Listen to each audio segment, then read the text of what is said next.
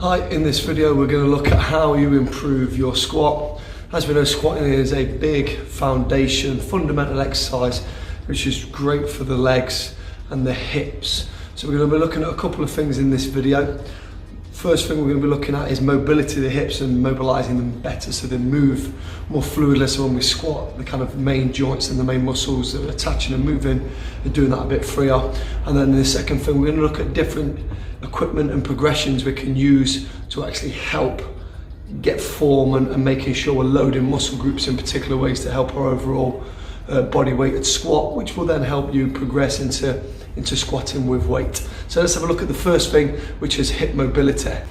So the first thing we're going to look at is hip mobility, priming our hips to move well. So when we look to move into a squat, the muscles and the joints around the hip are ready to move and are going to move as freely as possible.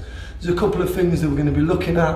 One is how the back, the glutes and the hips are all moving together. So we're going to do a couple of dynamic stretches just to help loosen these areas and get these muscles responding a bit better and the joints mobilized well. The first thing we're going to look at is a hip roll. So it's really going to free up a little bit of the back, the hip joint and your glutes.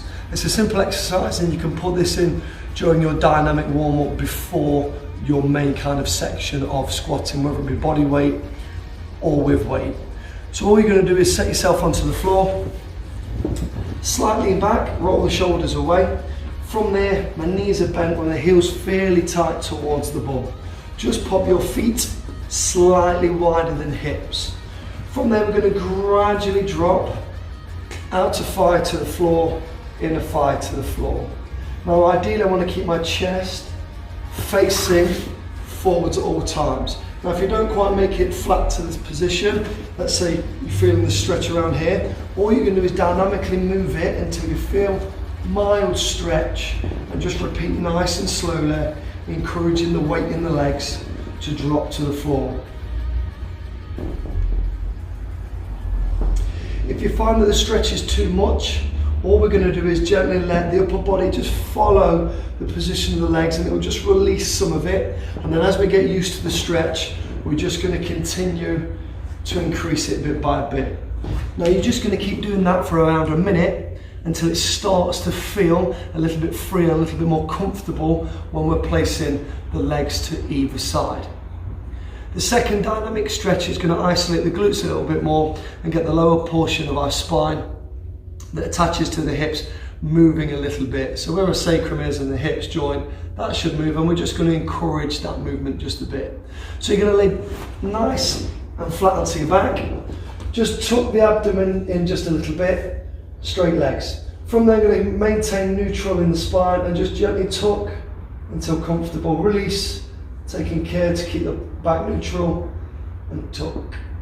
If you find that lowering your leg, your back lifts a lot, so I'm kind of arching there because I ain't got the kind of control in the core. All you're going to do is start position here, neutralize and gently tuck. Now as again the glutes and the movement starts feeling a bit more freer, I'm gently going to bring that in a little bit further. Once again, you're going to do that for around 1 minute and just keep going until the movement does feel a lot easier.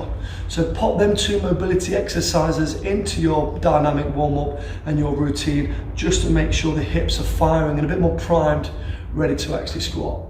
The next thing we're going to look at is use of TRX and how it can help us get into a squat a little bit easier.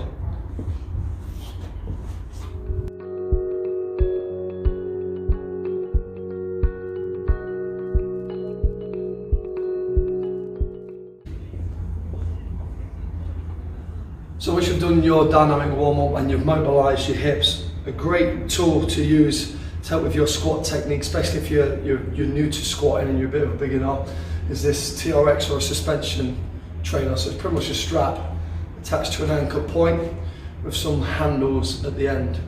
So what this is going to help us do is take some weight off the legs by using the upper body a little bit and help send the joint angles back, so we're going to be flexing through the hip a little bit easier. Generally what you find that without this contraption, without this bit of kit, a lot of people when they squat, they're not actually squatting, they're kind of sliding downwards And what we find is that the weight is then through the toes, the knees are forward, and the hips haven't really moved or flexed. So with the use of the TRX, we're going to help those points. So we're going to remove the weight from the front, so from the toes to more heels, and we're going to flex the hips a little bit more and actually get more tension on the quads and build them up. So it's quite easy to use. All you're going to do is offset your weight against the strap a little bit. So all I need to do then is go along and then just lean back slightly. Take your feet forwards so they're pretty much underneath your hands once you're slid back. Roll your shoulders back and then just drop your bum towards the floor and heels slowly. Once you're about a 90-degree angle, just going to squeeze the legs and bring yourself back. Now as your legs get tired or if they're struggling to get the range, we're just going to use the upper body just a tiny bit. So if I'm struggling to lift out because my legs are getting tired, I just use my arms to take off some of the weight and bring myself out slowly. A couple of things to look out for. As you drop backwards, make sure your knees aren't starting to knock. So you've set your feet out, just send the knees towards the toes so we're kind of in this position overall, creating good alignment, keeping the glutes working, and we're going to build it up. Make sure your movements are really slow so we can get as much load on the quads as you can, and look to build the numbers up gradually. Start off with 10, give yourself 30 to 60 seconds rest. Look to do that 3 sets. Once that's getting comfortable, start making it a bit more challenging by reducing the rest or increasing the repetitions in between. Now once we're good at this, we can start using other tricks and progressions to remove the upper body so there's even more weight on the legs to help us develop into that full body weight squat without the aid. So next thing we're going to look at is using a bench or a step or even a chair if we need to.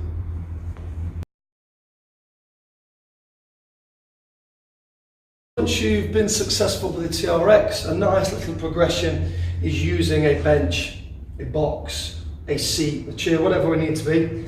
Now we're looking to get the size or height of whatever you're using so that when you do sit down on it, you've got about a 90 degree. So we don't want it too high where we're kind of sitting at a kind of too shallow of an angle, and we don't want it too low so that we're kind of starting from a really low point. So just a starting point, when I sit down, I've got a rough 90 degree set in the leg. So look for a bench or an option that creates that angle.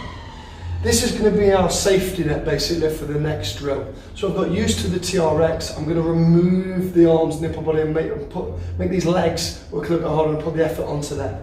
So all you're going to do is pop your feet shoulder width apart and then slowly sit back. Now you're looking to create tension in the legs, keeping the chest up. I'm making sure my bum's in contact. I take some weight off and then I'm going to squeeze through the legs, brace and slowly lift out. The slower you can do this with more control, the better. As before with the TRX, just making sure we're keeping the knees wide and lift through. Now initially, if you feel like you're struggling to get the leg strength, a little bit of momentum is fine. We want to keep that to a bit of a minimal though. So if you kind of feel like you have to lead up, a little bit of a swing in motion, that's fine, but just make sure when we're lowering, we're coming down as slow as we can and we're hitting the seat as gradually as we can. So we don't really want to just be crash. We want to slow, controlled, waiting for it and touch. So from a front angle, feet at hip width, chest stays up, my hips go back, and I'm slowly waiting for the seat, a little bit of weight on, and repeat. Now looking at repetitions, sets and rest, start controlled, look at 8 to 10 really slow repetitions, give yourself 30 seconds to a minute rest, and then repeat that another 3 times. When you're getting really good control right the way through the range, start reducing how much your weight is actually hitting the seat. So what I mean by that is, as I get good, I'm literally going to anchor back and I'm waiting for my bum to just graze the seat, keep the tension in the quads, and I lift through. Waiting for the seat, a gentle touch, and I lift through. So that way the weight's not going onto the bench, it's staying on the quads, and given time, you've done all the progressions, and it'll be a case of I can hold the angle, and I can do a basic body weighted squat. So if you struggle with your squats, remember the key things. Let's get your hips mobile and ready to work first.